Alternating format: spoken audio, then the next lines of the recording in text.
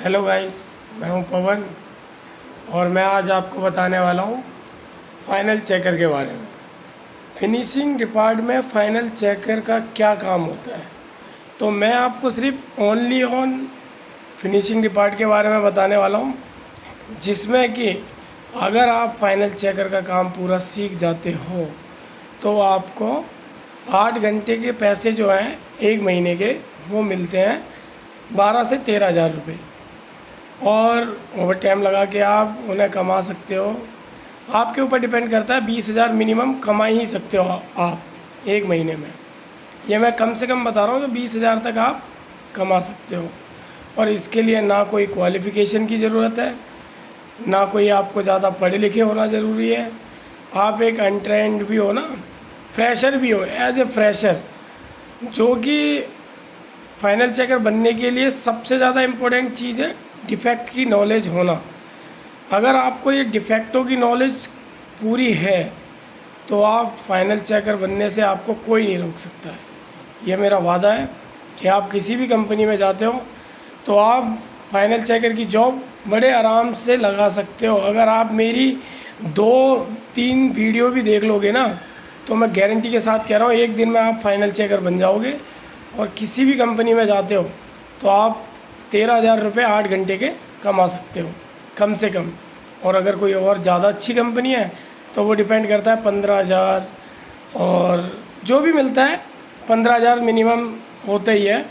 और जो ग्रेड है हरियाणा का, मैं अभी फरीदाबाद से ये वीडियो बना रहा हूँ, तो जो हरियाणा का ग्रेड है वो 13 हज़ार रुपये कुछ है जो मिलता है। 12 से 13 हज़ार रुपये के बीच में है जो आपको फाइनल चेकर में मिलेगा। हाँ, तो दोस्तों मैं ये कहने वाला था कि आपको फाइनल चेकर के लिए क्या क्या चीज़ें आना ज़रूरी है। एक तो हो गया डिफेक्ट, जो फैब्रिक में आते हैं, वॉशिंग में आते हैं, स्टिचिंग में आते हैं, जो भी डिफेक्ट्स होते हैं वो आपको पता होने चाहिए। और उन्हें सीखने के लिए आप मेरी वीडियो देख सकते हो, आप उन्हें एक दिन में सीख सकते हो। और फिर आप कहीं और जाते हो किसी कंपनी में तो आप फाइनल चेकर बड़े ही आसानी से बन सकते हो। और जो मैं आपको बोलने वाला हूँ कि फाइनल चेकर का जो काम होता है वो क्या होता है। एक्सपोर्ट हाउस में, कोई भी गारमेंट इंडस्ट्री है, एक्सपोर्ट हाउस कहीं भी ऑल ऑफ इंडिया में जहाँ पे भी ये काम होता है, तो वहाँ पे आपको डिफेक्ट आने चाहिए जो गारमेंट में, जैसे कि रन ऑफ स्टिच और broken stitch, damage, stain, oil stain. Finishing में डिफेक्ट ज़्यादातर क्या आते हैं, एक तो सिलाइयों के डिफेक्ट आते हैं, और एक स्टेन आता है, और एक कलर वेरिएशन आता है, और डैमेज आता है, ब्रोकन स्टिच आती है, और अनकट थ्रेड आते हैं। जो कि कोई भी गारमेंट होता है उसमें बड़े बड़े धागे होते हैं, तो हम उन्हें ट्रिम कराते हैं, उन पर अल्ट्रा स्टिकर भी लगा के देते हैं रिटर्न।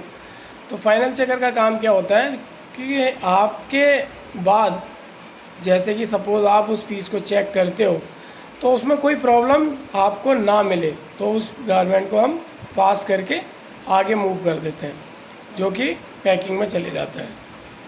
हैंगर, साइज़र वगैरह जो भी है, और हैंगर लगता है, वो आगे का प्रोसेस है। मैं आपको सिर्फ फाइनल चेकर के बारे में बताता हूँ ताकि आप ज़्यादा कंफ्यूज ना हो। तो आपको क्या है, जैसे कि किसी भी गारमेंट को आप चेक करते हो, सपोज़ कि एक शेड बन रही है, और अगर आप शेड को आप चेक करते हो तो आपको शेड में क्या क्या चीज़ें पता होनी चाहिए। जैसे कि आप किसी भी गारमेंट का विजुअल करते हो तो आपको प्रेजेंटेशन उसकी परफेक्ट लगनी चाहिए पहला, और उसमें मैन लेवल लगा हुआ है या नहीं। सबसे पहले हम गारमेंट में चेक करते हैं मैन लेवल, वॉश के लेवल कंप्लीट है या नहीं। उसके बाद हम गारमेंट को चेक करते हैं आगे के लिए। तो आपने जैसे सपोज़ किसी शेड को ही चेक कर रहे हो तो सबसे पहले कॉलर को पकड़ेंगे हम, कॉलर में जो टॉप स्टिच, एज स्टिच है या नहीं है। अगर वो एज स्टिच अनइवन है या टॉप स्टिच अनइवन है तो वो एक डिफेक्ट में काउंट होती है। और उसके बाद हमारी होती है collar pick shape, collar band जिसे हम बोलते हैं। तो कॉलर बैंड जो होता है हम उसकी एज स्टिच चेक करते हैं। उस एज स्टिच में हमारे 2 ही डिफेक्ट आते हैं, एक रन ऑफ स्टिच और एक लूज स्टिच। और उसमें एक और डिफेक्ट भी काउंट हो सकता है जो कि बाई चांस ही आता है, स्किप स्टिच। चलते चलते किसी सिलाई को अगर टाप बोलते हैं, जिसे हम एक्सपोर्ट लाइन में, हिंदी में मैं बताता हूँ आपको, जिसे हम टाप बोलते हैं और इंग्लिश में उसे स्किप स्टिच बोलते हैं। जैसे कि कोई लब की सिलाई लगा रहे हैं हम, जैसे कॉलर बैंड पे लगी हुई है, अगर वो चलते चलते उसमें एक टाँके का स्किप हो जाता है या फिर 2 टाँके स्किप हो जाते हैं, मतलब हमें वो टाप के रूप में दिखाई देने लगती है, तो हम उसे स्किप स्टिच डिफेक्ट में काउंट करते हैं। और उसके बाद हम कॉलर की पिक शेप चेक करते हैं। पिक शेप पे हमारा क्या डिफेक्ट आ सकता है। पिक शेप पे हमारा जैसे राउंड पिक शेप है तो हमारा उस पर रन ऑफ स्टिच आ सकता है। एज स्टिच जो लब की सिलाई होती है वो प्रॉपर नहीं लगी होती है या प्रॉपर तरीके से नहीं लगी है। उसके बाद हम गारमेंट्स की जो शोल्डर बैलेंसिंग होती है कॉलर की, वो हम चेक करते हैं और कॉलर पॉइंट प्रॉपर बराबर है या नहीं वो चेक करते हैं। उसके बाद हम फ्लैकिट चेक करते हैं। फ्लैकिट में हमारी यही 2 सिलाइयाँ होती हैं, एक टॉप स्टिच होती है और एक एज स्टिच होती है दोस्तों। और एज स्टिच और टॉप स्टिच हमारी प्रॉपर तरीके से लगी हुई हैं तो गारमेंट की वो जो फ्लैकिट पट्टी है वो बिल्कुल प्रॉपर है, ओके है।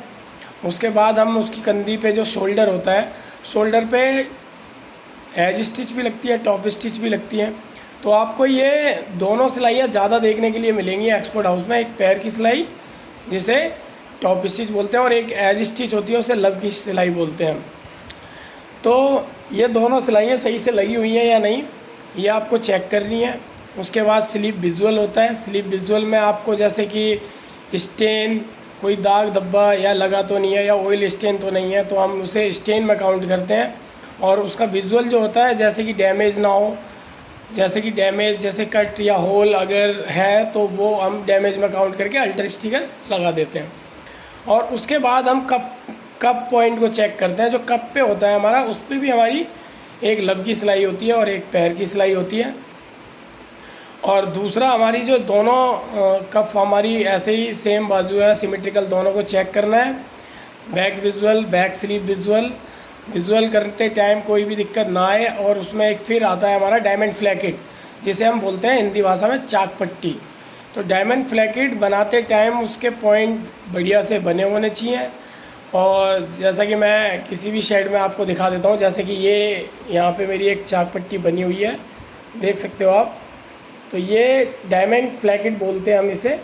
और इसके जो तीनों पॉइंट है प्रॉपर तरीके से बने होते हैं और एज स्टिच जो लगी हुई है लब की सिलाई वो प्रॉपर एक जैसी लगी होनी चाहिए। अगर वो अनइवन है तो हम उसे काउंट करते हैं अनइवन डिफेक्ट में, एज स्टिच अनइवन। और उसके बाद हमारा स्लीप विजुअल और डायमंड फ्लैकिट प्रॉपर चेक होने के बाद हम आ जाते हैं फ्रंट विजुअल में। फ्रंट विजुअल में हमारा जैसे कि फ्रंट मैंने एक शर्ट पहनी हुई है तो फ्रंट का जो विजुअल है वो परफेक्ट होना चाहिए, कोई भी प्रॉब्लम नहीं होनी चाहिए। जैसे कि सपोज़ मेरी शर्ट में अगर पॉकेट लगी है, अगर 2 पॉकेट लगी हैं तो दोनों पॉकेट आपस में बराबर होनी चाहिए। और कोई भी सिलाई जो लगी हुई है उसके ऊपर वो प्रॉपर तरीके से लगी होनी चाहिए। जो आपको लगता है सही, कहीं किसी भी गारमेंट के अंदर अगर आपको सही लग रहा है ना देखने में, तो वो हर किसी को सही लगता है। पहला तो ये छोटा सा मैं आपको लॉजिक बता रहा हूँ कि कोई भी चीज़ हमें अगर देखने में सही नहीं लग रही है तो वो सामने वाले को भी नहीं लगेगी। अगर आपको सही लगती है परफेक्ट तो वो सामने वाले को भी लगेगी।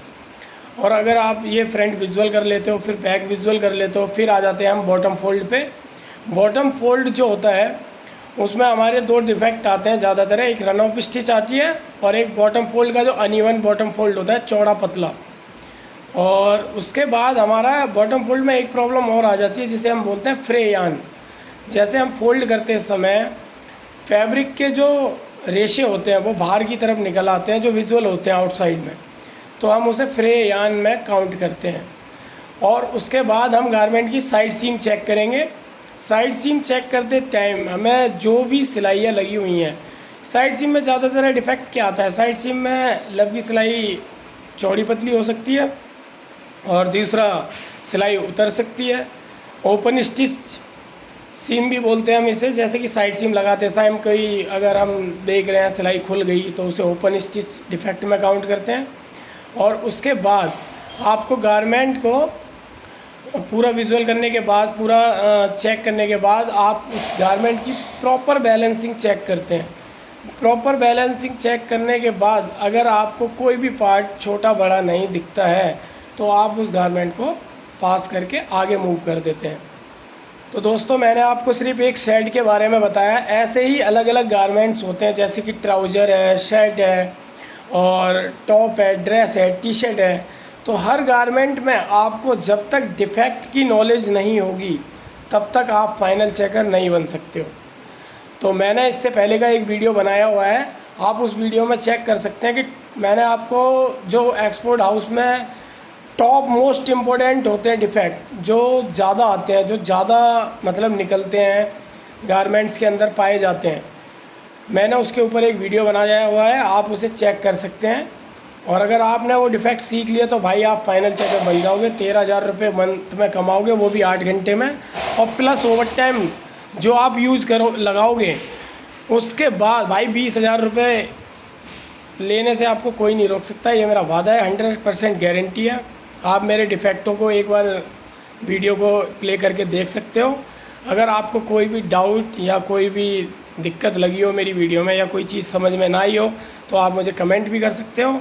और दोस्तों, इसी के साथ मैं अगली वीडियो बनाऊंगा जिसमें कि आपको कन्फ्यूज़न ना हो। अभी मैंने शर्ट का बताया, फिर मैं ट्राउज़र, टी शर्ट, हर किसी एक चीज़ के ऊपर डिफेक्ट की वीडियो बना दूंगा, जिससे कि आपको कोई भी प्रॉब्लम फाइनल चेकर बनने में ना आए, वो भी फिनिशिंग डिपार्टमेंट में।